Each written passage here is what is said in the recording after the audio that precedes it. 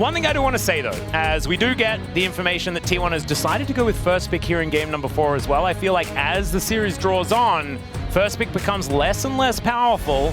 We'll see whether D+ can capitalize on that. What they want to do with this, as sometimes first pick can let you get a really strong 2-3 rotation in your bottom lane, where the enemy team doesn't have that same opportunity to get both laners, and they can end up getting split. And we're talking about bottom lane with all these engaged champions gone, or enchanter champions rather gone. Engaged champions are what you have left, and sometimes you want to make sure that you can have a strong 2v2 there to play through. So the Vi will get removed, unsurprisingly. Yep, I wrote the Bard in already. Yeah. Because we knew that one was going to have to be taken away. And now, will it be just Bard Nocturne again? They've been doing this every single game. It's likely that Owner will not be allowed to play Nocturne this time, but a Ziggs ban is kind of insanity. That's interesting to see. Not allowing you to dodge the lane. So it looks this time like T1 do want to try and put some pressure on towards that bottom side. Maybe a Callista draft or something like that could be coming through, because we are getting deeper and deeper into Fearless, and there are less and less options into those sorts of drafts. That's the kind of thing when they ban Bard every game and almost all the range supports are gone, all the enchanters are gone, and you can have that 2-3 like I was talking about to get the set duo, get your Renata locked in for sure, and then deny anything else. You can protect the lane. You feel really good about it. Remember, Ashe Seraphine is already gone. So I think that you are on to a potentially very strong read here in that Callista lane. Let's see what happens in this final ban here for T1, what their last choice is going to be. They'll take away the Zoe from Showmaker, prevent him from looking for more playmaking. Yeah, an odd one, but we have seen Zoe's cropping up later and later into drafts. D+ read this and ban the Callista. That could be interesting. I don't know whether they want to pick it then this early. Varus goes over if you do that. Oh yeah, true. Maybe don't. I think they probably have to ban Varus here. I would recommend banning a Varus. I don't think you want to give Pays. Like, what would he then play? Zeri, which we know he's incredible at, and did just dominate. Zeri, Yunara, and then the Aphelios, which they didn't quite find the win on. But then if he's allowed to immediately play Varus, then he's kind of got the cream of the crop so far. So the and Varus it looks is like that's over. exactly what happens. They ban the Aurora instead. So they go for the Callista lane into the Varus, a little bit less appealing, but still can be quite strong. I feel like it's going to have to be a Sivir answer here. With Jarvan already off the table, and maybe that's an option that they can go for. That's been a really common response to the Varus. The spell shield value is quite high, and the wave clear is really huge. No Jarvan, like you mentioned. So let's see what the response is going to be. The Wukong that's been considered so heavily throughout this series will finally get its lock. All right. And maybe if you wanted to, you could just go Rakan here as well and say, well, we have a lot of engage. I don't know about that. I'm a little bit worried about that sort of angle. Although, I mean, there's Poppy's still available. Poppy's up. You know, picks like the Leona are still also relevant here. So, I mean, there are a lot of engaged picks left. We're really just out of enchanters. And the Sivir that you mentioned has been one of the most common responses. Will get locked through. Doesn't look like Smash is looking too happy to play it. No, he's not looking incredibly psyched about it. But that's all right. Obviously, it has worked out relatively well in the past. Any jungler that can make an impact pre-6 will feel very good in the early game here for Owner in terms of what he can do and how he can impact this Varus lane or potentially topside. Zahin, cool little flex here. Yeah, we've been seeing it more in the jungle more recently because that was where he was a little bit buffed. But we'll see whether it is going to be going to Owner or to Doran. Both of them do like it. And it's a tough pick to blind for the top lane, but when you can hold the flex like this, it feels very strong, assuming Owner doesn't just lock in an obvious jungle pick here. Faker could just look for consistent damage dealer here, or they can lock their bottom lane up entirely into this Sivir. The Alistar has been very common just because of how it interacts with the spell shield. Galio will be the answer instead. So very brawly compositions on both sides here with the Zahin Galio up against the Wukong. And if you can line up the Galio and Zahin ultimates, it can be really difficult to play the game, as that's an Alawi. Not sure about that, as Shiyu is having a little bit of a giggle while Showmaker does hover this champion. Would be fun. The Gnar I was a little bit more expecting to see as a potential first pick for T1 if the Varus was banned, just because it's so safe. And it does end up coming through here. It's with the Renekton, you know, gone, not as high value as it could otherwise be, but feels really good into Zahin if that's going to be the matchup that we end up just having there on the top side. See what the bans are going to be here, because this is very flexible here for T1, so it's a little tricky. They're expecting the jungle Zahin with this cannon ban, but not necessarily expecting it 100%, but just saying, I don't want them to be able to flex it and get the strong cannon matchup. Yeah, I think protecting it is a good idea. And for the side of T1 here, you could ban the Rakan, the Nico also. Big problem here. You could also look to take away the Leona as well.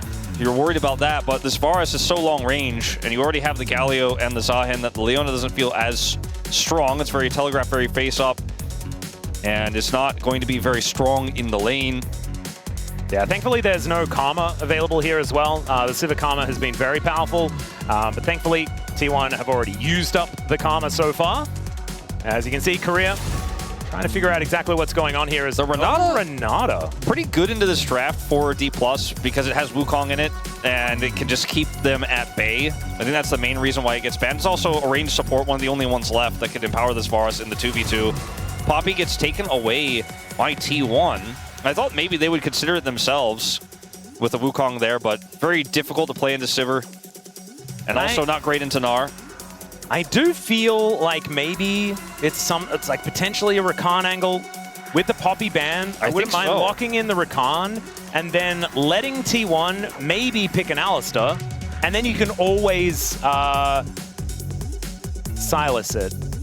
Not if you pick it yourself though. You may find yourself getting silenced. Yeah, they may find that if Doran wants to play. I mean, like, the Galio can be played top here. It's not a fun time. Silas is insane value here into both the Alistar and the Gnar. I think this may have been a big misstep here from D+. I mean, Ona's already played the Silas jungle as well. That's another good point, yeah. So he could be just taking that one once again. I mean, this is so much value that you almost just have to take it, right? Yep. And what they play here in the support role is really up to them. They can play the Leona in this situation. I mean, maybe they have something else prepared range-wise, like is Kerry going to pull out the Janna? Oh, it could also be Galio support. That's technically possible. And then they can do a whole lot of flexing with this, but it will just be the Rakan. And with the Alistar there, you know that you're not running into the Leona. All right, so it's definitely not Galio support. We're still not entirely sure where everything's going. I don't think Galio into Gnar feels at all good. So you're probably not going to be playing it there. So we're expecting the Silas to be in the jungle. And so what is Showmaker playing into the Galio? That is the question. There's a lot of different options. If he wants to play an AD champ, they're going to go full AD, but it will opt for the Cassiopeia. There's so many things. I mean, it's an incredibly melee comp for T1. I almost even considered just mentioning Veigar because it's actually one of those games where you could pull that out. Silas does very much like to steal the Veigar ultimate away, though, and he also likes to steal away the Gnar ultimate and the Wukong ultimate and the Alistar ultimate, and the Sivir ultimate is also pretty good. I was going to say, yeah, there's a lot of fantastic things you can do once you've used your Unbreakable Will, which is what's going to be happening here. Ona, last time around, it was a little bit hit or miss. I am not actually sure whether they even won the game where he played the jungle Silas, but and he's not going to be playing report back because he's going to be playing. All right, so it's going to be a top lane Silas. This was an old matchup into the Gnar. Yeah, it has more recently not been working. To be honest, I don't necessarily really like it. The Zahin was always going to have problems in the top lane because Gnar outranges him, and he takes a long time to come online, so you're going to have problems playing melee into Gnar no matter what in this. I think for T1, you're just saying you're committing to this Silas super hard and trusting Doran because you know what the impact can be later on in team fights. You're going to have to sack a little bit of the top side of the map to make this happen, but you're playing into Wukong, not an early jungle power spike there. And Zahin jungle. We'll see what Owner can make of it here, as this draft for T1 is quite creative.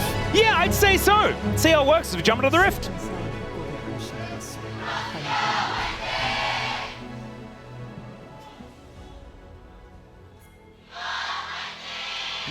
All right, so the reason I like the top lane Silas a lot less is you couldn't be further away from the Alistar, which is what you're really wanting to be doing. Obviously, when you hit level 6, you have more access to your ultimate than your enemy does, which is kind of funny. But outside of that, I feel like the jungle Sylas just gets around and you can steal away all the ultimates that you want to, as somehow this Sivir is winning in the level 1 with an Alistar. Yeah, that did happen. As FaZe does not have a combat summoner. I think that's a big part of this. Yep. Cannot actually offer anything back, and Smash was ready to ghost if he wanted to try to continue to exchange with them. See how Career performs on this Alistar, as it is going to be pretty tough to play in this draft. Yep, Career is just going to have to keep headbutting. That's what we do see these Alistars doing. Does T1 have enough damage here with Lethality Varus if this Sylas falls behind? Like, I wonder, will it be enough? Like, FaZe has to do so much heavy lifting in this game.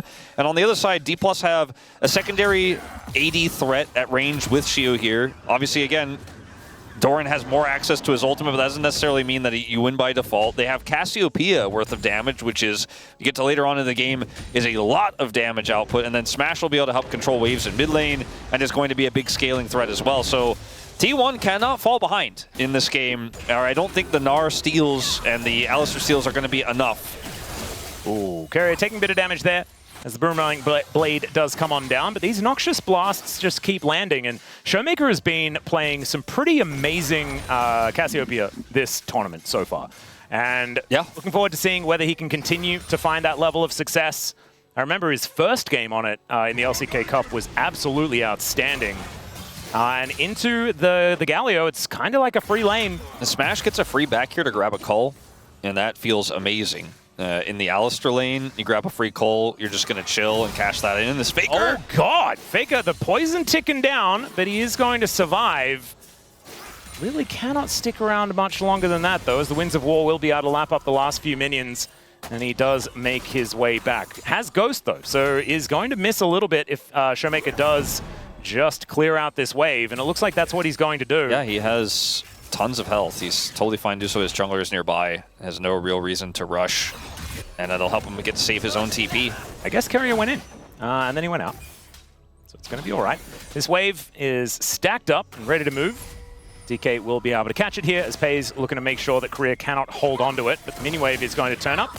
And so it looks like they're not going to get the crash that they were looking for, as Carrier is going to go back anyway. Didn't have any mana, so didn't want to stick around.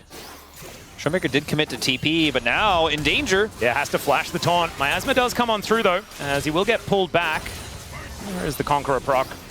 Showmaker is able to do a fair bit of damage here to Faker even after that teleport. A big swing of momentum in the mid lane after Faker was nearly solo killed. Still finds himself at a pretty significant CS deficit, but getting the flash out of Showmaker as he TPs back in is a huge win. Yep. As this matchup is really tough to play for the Sylas pre-6, and if you don't hit your chains, Shio just kind of dances around you and continues to harass you. Yep, however, if you do hit your chains, sometimes the mini Gnar just dies. So see whether Shio can walk that tightrope. It'd be a tough one. That was how the Sylas sort of looked good in this matchup in the past. As you can see, it is tough. Yeah, it's not the most fun for Doran. His plate does go over. This matchup, we've taken a lot of looks at it because it's pretty volatile. A little bit of an experience advantage for Career. Oh, flash up pole as now FaZe possibly in a little bit of trouble. Great spell shield though from Smash, holds on. Yeah, make sure that he does get rid of the CC as Faker. No justice punching for you, my friend. As Showmaker looking for a little bit of an angle. Does he have another Noxious Blast? The answer is it doesn't matter because there's no vision. Does get a control ward down. Faker played around that vision really well. He was like, you don't know where my Zahin is. I have a control ward here, so you can chase me through that brush if you want. Now the Zahin's going to show up. Yeah, there's a Petrifying Gaze, though, as Faker, he might just die as Showmaker doesn't have his flash. And Ona tries to make his way over. Another poison comes on through as Faker walks up, flashes away. And Ona should be able to finish this one off. Showmaker, though, does have to get the flash out for Ona to be able to pick up that kill. Man, that was close as now Lucid looking for a little bit of an angle here as he gets over the wall, flashes on forward. Can he get the Ona? The answer's no! Too many knockups! and they outplay the monkey! Oh, Lucid's face, Atlas! Oh, the ankles were broken! Oh, that is absolutely heartbreaking. As Shiu does have his Gnar available now. Doran just used his against him with the hijack. But man, Wolf, that could have been. Everything about that was so close to being great for D+, but T1 were just that little bit further ahead in terms of the setup. Faker initially with the wraparound, everything about it. Showmaker goes for the ult here. Faker gets away initially. One more Twin Fang and he's probably just dead. And then Showmaker here gets taunted. Faker has just enough health. Fashes away. Like you said, like an auto. Another Twin Fang. That's all it would have taken. Owner has to flash here. And then Faker gets level 6. And so when Lucid goes in here, Owner just gets that extra bit. Look at how much he has. God! In the knock-up and the taunt. And he's dead. And Faker just has enough mana for all that as well. Damn. Well, that's the kind of moment where you're just like, I don't know, I gave it my all. To be perfectly okay, he's dead again. And the problem is, like, I don't even think that's a tilter necessarily because it's so close, you know? And that might have been because Showmaker is now getting camped, and that lead that he had is gone. Faker is now ahead of him, and we know that Faker likes to build damage Galio. We don't. Okay, well, this is the replay. It looks like the same play.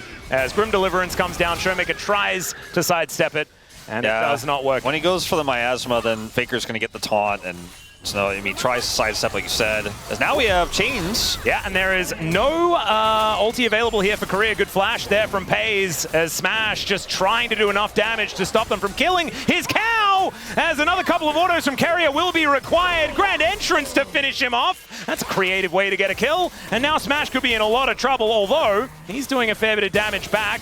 Sidestep, not quite enough there as Carrier looks for the angle, doesn't find it. Korea just dead. And now Doran looking to try and kill Lucid here as well. Gets that information, chains connect, and he picks up a Cyclone for himself as well. Now you've got Faker trying to move on in. Justice Punch does get interrupted by the Cyclone, and there's a Petrifying Gaze as Doran has to try and get out of there, but Lucid gets the extra range on the Q. And now Faker looking to try and turn this. Ona gets the pullback. My God, Ona Zahen is pretty ridiculous. Yeah, he's been putting the hours in for sure. Oh, yes. I'm watching this game. That's why he's like, wow. no, you take this Silas away. I hate this champion. Give me Mazah and you can play it, Doran. That was pretty impressive stuff. He has had an incredible game here so far, as we're going to see the TP back to lane from Carrier. Yep. Pays will have his in a moment. Pulverized. So he can actually, well, he looked like he was going to back. He's actually instead going to try to kill Career. And look at how little interest Smash has at fighting this, as he does just walk away. And Faker moves back to the lane. So, about an 800 gold advantage here for T1. I think the mental warfare battle, T1 are so far ahead. It's tempo kind vibes of ridiculous. Are definitely red in this game. The thing is, I do think the compositions kind of favor DK. Yeah, no, I do like this draft for DK a lot. And because, yes, the Silas can steal a lot of ultimates, but I don't know if there's enough damage in this for T1. And there's oodles of damage for D+, Peel for days. And this Gnar is significantly ahead of the Silas. Surprise, surprise, because this matchup is incredibly difficult to play out for Silas without jungle attention. There is some jungle attention coming, though. Yeah, now there is jungle attention. Nice little hop does come on through. Sidestep, doesn't get pulled back. Shiu's slick with it right now. As we do have the Varus rotating up towards that top side. Lucid taking that as an opportunity to get a Drake.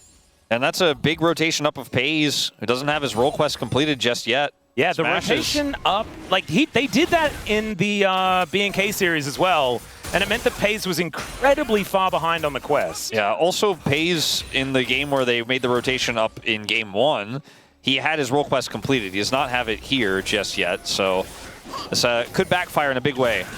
As Shiu is just going to be able to walk it off, it looks like. Career, I don't know if he'll be so lucky. Flashes over the wall. That is going to keep him alive. Oh, it doesn't have Hex Flash? What the heck? Feels wrong. Doran's like, I've gone from one annoying range champion to another to play into in this game. And now all I can do is yell and run a bit faster? That's frustrating. As Lucid moving on over to make things even more annoying here for Doran, who can steal away a Cyclone. Does instead go for the all-out. He's running faster. Sorry, on the hunt. And yes, like you were saying, he's running faster. And he's going to slow down in a minute. He's no longer running faster. Okay. But he didn't die. They didn't go for the commit. There you go. And so Doran is going to be able to make his way back home now if he would like to. There's such a limit in my mind to what you can do when you're playing lanes that are this tough to play out. Like when you're this far behind as the Sylas, now the Sylas is swapped out, FaZe's role quest gets put behind, and so he's also like not feeling happy about things, and then the Sivir is just chilling, finishing her role quest while she's hitting a Sylas in the bottom lane, and Doran is trying to get out of the hole, finds himself going from 20 CS behind the Gnar to 30 CS behind the Gnar. And yes, there are gold leads here for T1 from the early game plays from Owner, but I wonder how they hold on to those to get this Varus through the mid game as he's got his Ghost Blade ready, right? He's going to look for his transformation in the mid game, hit that 2-item spike on this lethality champion. But there are so many there's so many ways to kill him in D+'s comp, and even if you're able to get the jump on Showmaker, for example, you got to kill Smash, you got to deal with Xiu. You only have one Sylas ult at this point in the game, early on, as Doran. Speaking of Doran, yeah, can he hop his way out of this one? This time doesn't get the extra bounce as the flash comes on in. Good knockback, Grim Deliverance, and the delivery is death. Down goes Xiu this time, and yeah, Owner's really good at timing. Owner is like, I'm sorry, Doran, this is why you have to play Sylas in the Yeah, exactly. No, but he's like, if you do play it for me, I'll gank your lane. Yeah. So don't you worry about it. And he certainly did, so that lead is still there for Xiu, but it is severely diminished, and we almost now have a lead across the board here on every position for T1 after that play. Smash does finish his role quest as Xiu sidesteps the chains, which might have been a little bit of false confidence here as he gets baited in, going into Doran heavily here. And then this, it's like, oh no, the Gnar is coming, flash it, but still gets hit by the knockup. Yeah. And then the ult, and then he's dead. Auto already in the air there for Owner, so beautifully done. We've got a bit of a tussle here, as Faker's going to be moving in first. Headbutt out, good Justice Punch though to avoid that, as now Smash is in a lot of trouble. The quickness comes on through, but Carrier is a long way away from the rest of his team, but so is Lucid. And now Lucid is very, very dead. So they end up getting a kill onto the Wukong there. Nothing else happens. Smash actually just kind of chilling. Yeah, Carrier is not going to be able to get in and stop the Sivir from going back. Trample is going to slow him down. They really wanted to get that Essence Reaver, and he can understand it, making sure that Smash has that item already built up. So he finished his role quest, finished a cull, and he is, despite being 15 CS down, and all the plate money that went over to FaZe is actually staying pretty even on this Sivir in this game. Yep. There's a lot of ifs in this game for T1 as Faker. Oh, no. Oh, God. That was about the angle that he dodged it on his Riven back in the day. Oh. Beautifully done. Even though he didn't really dodge it, he just didn't move. T1 are, it feels like styling on D+ in a draft that's incredibly difficult to play. I mean, I would say that I'd upgrade it to Owner's styling on D+. Well, yeah, but I mean, Faker's making some great individual plays as well, right? And it's been them in the mid lane that have really put Showmaker into his grave, but okay, this might be a bridge too far. Well, Lucid is going to smite him, and there is a dead Faker. So that is a lot of money going over to Lucid. What did Faker mean by this? It's a good question, Atlas. They deserved it, right? Because it was so close in the early game. T1 like, is certainly, no, you know what? You deserve it. They're certainly making it harder for themselves with the draft and some of these choices than it necessarily needs to be. But this was great, right? Okay, this was great. Gets behind him. Showmaker's a little greedy. Got the kill. We can cut the tape. We can cut the tape. We can cut the tape. Yeah. He was just greedy for a plate. That happens. As now Doran is going to steal away an Unbreakable Will. And I don't think it's going to last long enough. He is level 11, so he gets a better one. He's 5 levels ahead of the support. Gotta love League of Legends in 2026. It's kind of just how it goes. He now is flashless, and he may lose his turret. That's a huge wave. He does not have teleport. Rakan alone, I don't think, stops this Gnar push. They might be able to try to make something of it, but without that hijack, it's going to be tough. As yep, Showmaker's like, ow. This is such a weird game in terms of lane assignment because the Sivir's still in the bottom lane, interacting with Faker. Yeah, On the Hunt has been thrown out here, as Faker is just going to have to walk it off. The Drake is what's on the minds of D+ and T1 right now, as Owner already has it down to 34 health. So they trade the dragons here, one apiece. It's Infernal Soul again. But like I mentioned, that top turret is so dead, basically. I mean, it's not going to necessarily die on this wave, but so much damage has been done to it here. And the bottom one as well. I mean, there's only one plate left in the bottom lane at the same time. No matter how T1 try to run away from these lanes and get better setups, they just keep losing out slowly on the map. That's why despite a 7-2 kill score here, the T1 gold lead is not that robust. And this Gnar is going to become a bigger and bigger problem. He also has a call that's going to cash in here, which will push his lead to over 1,000. One that does eventuate here. Plus the turret gold he's probably going to get here pretty soon too. It's Lucid. Yeah, look for a little bit of an angle towards Ona, who is just really wanting to fight that decoy. Does do so. And even though Showmaker is 800 gold behind, he is a damage dealer in this game. And so T1 need to use this Galio and the jungle control they've had this game to keep this lead. Otherwise, it can go away very quickly with just a single team fight from D+. And they are looking to set up for said fight. Korea's Flash and Ghost on this Alistar here for a potential Herald fight. Let's see whether Lucid's just going to be able to start this one up and we don't get a fight, or whether there's going to be a little bit more. Cheeky little ward does give T1 a lot of information, and one also in the pit. As Faker getting to work on these plates towards the bottom lane, as Showmaker just walks through the winds and gets himself down there, we'll be able to protect that turret. So those single plates that are up in the side lanes for DK, let's see whether they can actually take them, as Teleport does bring the Sylas into the top lane. Faker will have to start rotating up now if he wants to be able to join this fight with his ultimate. As they have full Banana Brush control, there's the TP to answer. Yeah, Lucid moving on in there, but this Rift Herald is down very low. Teleport does get Showmaker up there, as there is the Cyclone. Grim Deliverance comes on down. Pulverize is pretty good, as now Carrier just getting himself out of there. Justice Punch comes on through, but we have the Rift Herald taken here by Lucid, and now Faker is in no man's land. In the meantime, Smash just taking matters into his own hands. And so is Faker, actually. It's taking a long time for him to go down, as she will finally find the Hyper Proc, and down goes the Galio. That Lucid wastes no time, and they're going to put down the Rift Herald. Wolf, are you hearing it? Can you hear it? I mean, I was going to say that might have just been the game-losing moment for T1. They had no right to fight the way to fight that Herald with a setup they didn't have, frankly. I was going to say with the setup they had, they didn't really have one. And obviously with no teleport for the Galio, it takes Faker so long to get up there. Like, look at how this breaks out here. T1 are here first, technically, but Lucid has the angle here. Doran cannot join. The Pulp comes through, and the Galio ult is so late here. The fight is practically already over. And where's the damage here for T1? Varus has used his buttons, and Smash is like, I'm Sivir. My buttons are a right click or an A click. I'm going to do the damage. Faker's an Isley on the other side after his ult. Has no damage to offer here. And it's a disaster. They get the Herald, they drop it in mid. The smite went over to Lucid. That's a turret down here, and top turret's already gone. One plate left in the bottom lane. Can they punish Showmaker? Yes, they can, as he's going to get pulled back. Carrier moving over. Lucid not going to be able to help. And the snake goes down. And I want to apologize to D+ fans, because last time we heard someone making the Silver Scrape sound, it was DRX, and then they promptly lost the series. So I am not actually a member of D+, and so I cannot be held accountable. As Smash is going to just throw some Beyblades, and will otherwise not find too much onto Carrier, who is able to battle dance his way out. I thought perhaps instead of trying to chase the Rakan, they might have looked for the Galio in the bottom lane.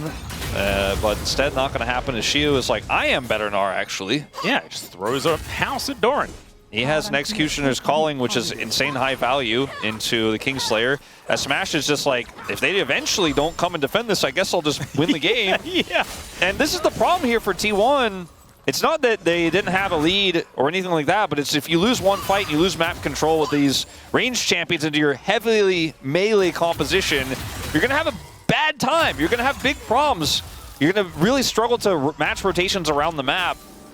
And with this Alistar here, with Flash also, there's so many engage tools for D+ to get on top of the one real damage threat. Because yes, Sylas, he could be a damage threat, but in this game, we're just kind of still waiting for that. We're imagining it. He does have the Arm Guard, which is going to be some extra safety, maybe some extra power in an upcoming scrappy fight. T1 do have prio for this Dragon, at least for the moment. Showmaker does not have TP, so see if T1 can make something happen here with this window they have. Ooh, Smash actually finding a fair bit of damage onto Carrier, but he's able to get himself out. Looks like the answer is position pretty strong. Looks like the answer, Atlas, is no. If they were going to try to make something happen, they've just conceded control. Doran doesn't have TP, so they may just try to slow this down and get a topside turret. And Showmaker just completed his Seraphs as well, so he's pretty strong with these 2 items, pretty stacked up. 7 stacks on the Rod of Ages.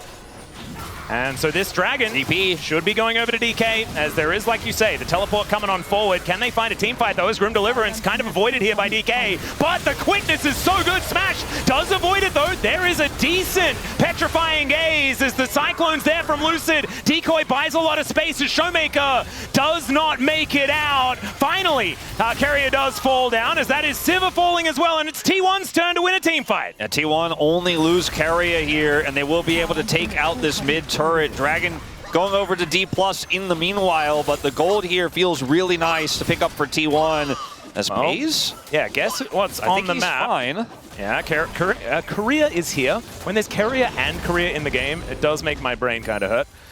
But Korea was there, and that meant that she was not under too much threat.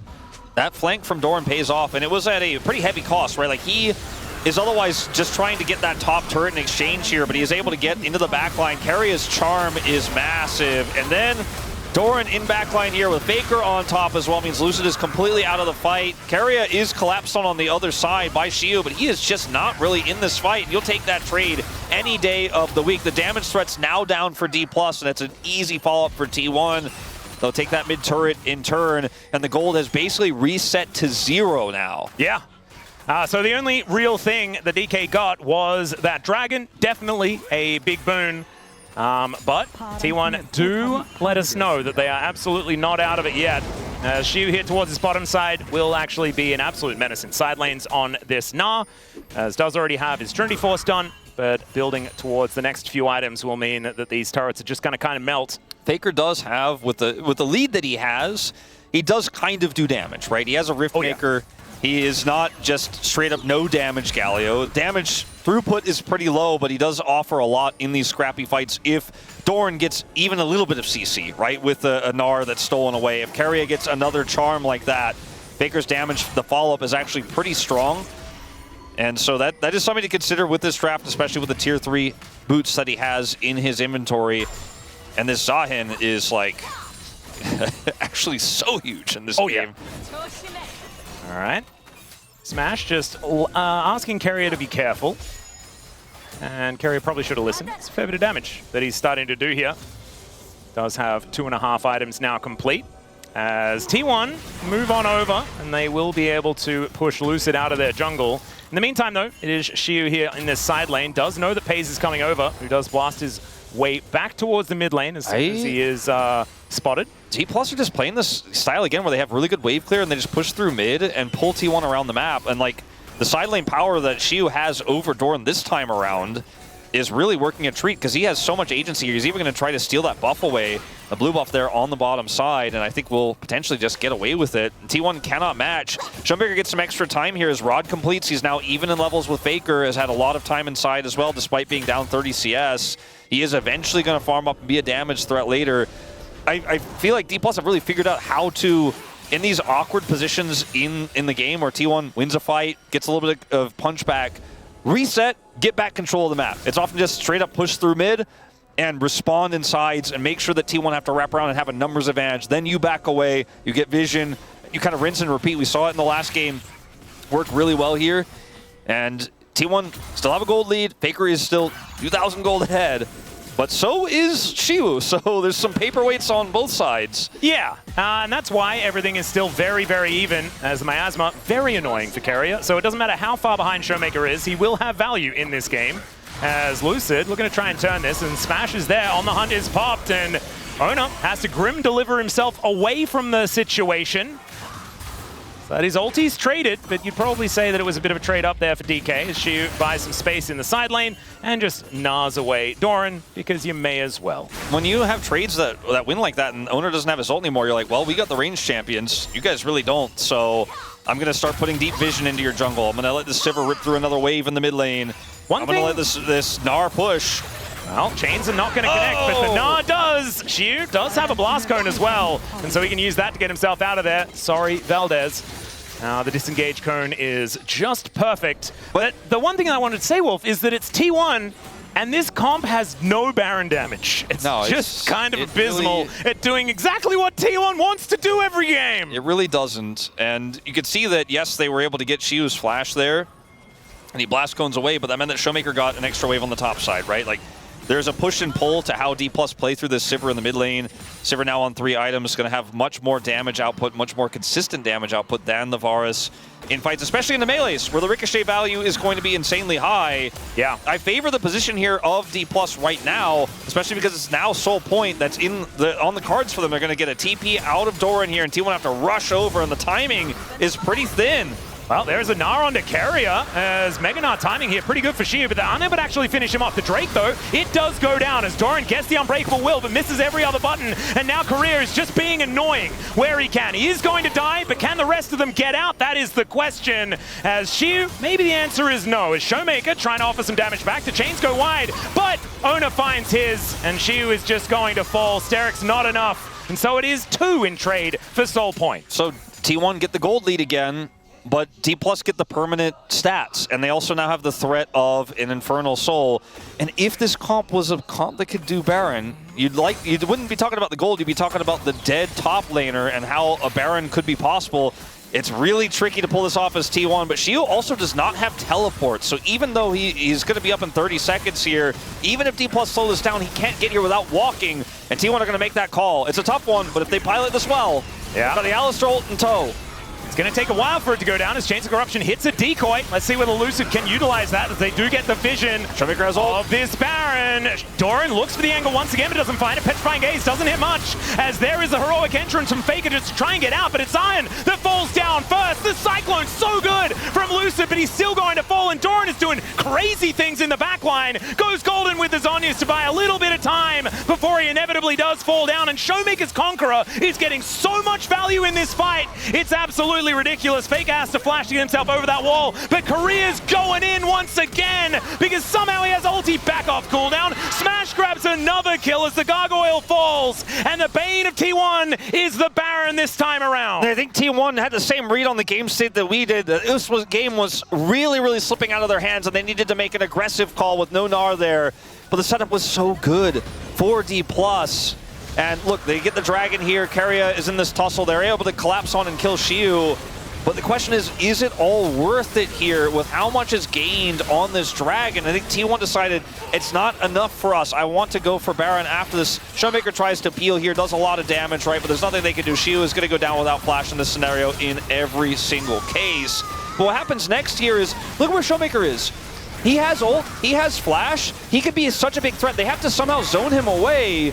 As in live, we are seeing D+ group here, but look, they want to try to zone Showmaker away. He flashes here, gets the ult onto Keria, but it's the front line here of D+ that keeps Smash so relevant, and the Cyclone from Lucid is so high value as Bees can't rejoin the fight. And did he cut down Ona in the sky as he was ulting out? It was kind of insane. And Showmaker, you mentioned the Conqueror value. There's just not any damage anymore once this Varus is gone, whereas Smash and Showmaker are laughing all the way to the bank. Career makes the call to go in knowing there is just not going to be enough to trade and push them back. So D+ end up winning a huge fight here post-Dragon. They're on Infernal Soul Point. That next Dragon spawns in 2 minutes. Smash has the IE. Oh god. And this gold lead here for D+, again, it's small, but comp-wise, I really, really still favor them. GA's now done for Lucid. Yeah, and if you're looking down the line at champions that are better later on in the game, Alistar pretty high up there. The Sivir pretty high up there. Wukong, massive value. Gnar in side lanes, especially with good Gnar control, can join team fights and also be fantastic.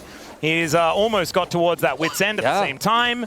And that'll mean that even into a Galio or a Sylas, he is very, very happy in those side lanes. So I do think that as this game goes on, it's going to get harder and harder for T1 with the amount of DPS that DK represent. And like you were saying this whole time, T1 have a melee composition. They're into a Cassiopeia who and also a ricocheting level 16 Sivir that has 4 items. An IE completed. Very, very scary, very terrifying. And they actually do have the Baron damage, in fact. And now they also have map control. So You have to play around the fact that D+ could do a Baron really quickly, and you don't have vision around that. They could also do a Dragon very quickly, then have Infernal Soul permanently for the rest of the game. They have a turret lead over you as well. And with this Gnar inside controlling Doran, is up a whole level right now.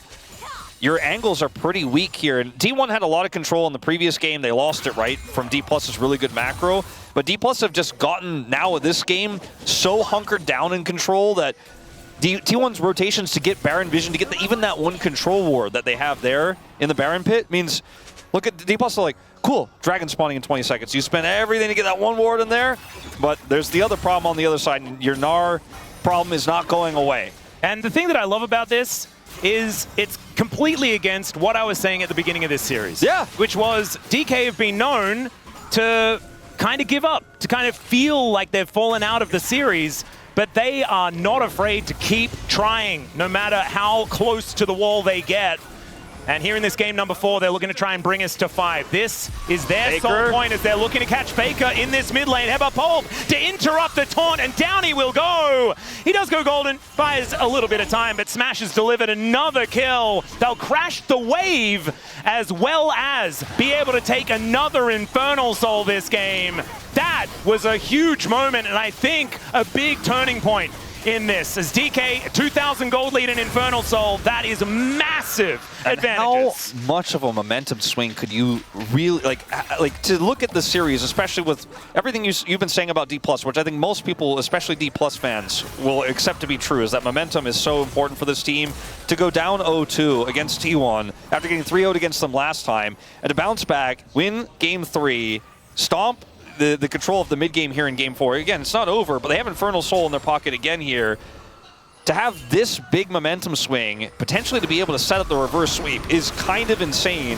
We all, I think, expected that T1, I believe there was not even a single BNK predictor, right? We all expected T1 would be locked in for Hong Kong already. And then I think, again, we all expected that would be the case today as well. And now, D+ are changing the narrative. Pretty insane. Even with Showmaker sitting 2,000 gold behind Faker, 0-5 Cassiopeia, they have the damage. They have sustained damage. T1 have melee, and they just cannot get map control back to save their lives here, and it could be what they need to save their tournament lives. Again, there's another game to be played after this if D+ close this out, but momentum has certainly turned. The tides have shifted. Yeah. Well, let's see whether that can continue to be the case, because we all know that it's not over until it's over. Showmaker may get delivered some of that information. We know there are some sneaky T1 players hiding in this brush. Showmaker not wanting to walk too close to it, and that does mean that T1 also, they don't know where the rest of D+ are, so it's hard for them to collapse here. But it looks like DK are going to look to try and start this fight off themselves as Carrier tries to hold themselves in position, but the heroic entrance only onto Lucid, and he doesn't really care. The Cyclone knocks off Faker, he goes golden, but it interrupts Ona there as well. Grim Deliverance doesn't do much. Faker's dead already. Baron is on D+ this time as it takes down the Zahin, and now Doran tries to do it against Smash, but the flash is too good, and now it's pays against the world, and unfortunately the world hits back this time. And you know what, Atlas? You can make those silver sound effects, because we are going to 5! Oh my goodness, DK, the one team that I did not think that would be capable to set up a reverse sweep, and they have done it. Nexus turrets in their sights, and they will bring us to a Game 5 and look to see whether they can stamp a ticket to Hong Kong. Absolute insanity, and the greed is how those melees stack up in the choke point. He jumped up to 32.3k damage, and he is laughing now as he gets almost 1,000 DPM in this game that may bring D+ to the reverse sweep. We're going to 5 games here, and what seemed certain before this series started and what seemed certain after Game 2 absolutely is completely up in the air now. Yeah, and all I have to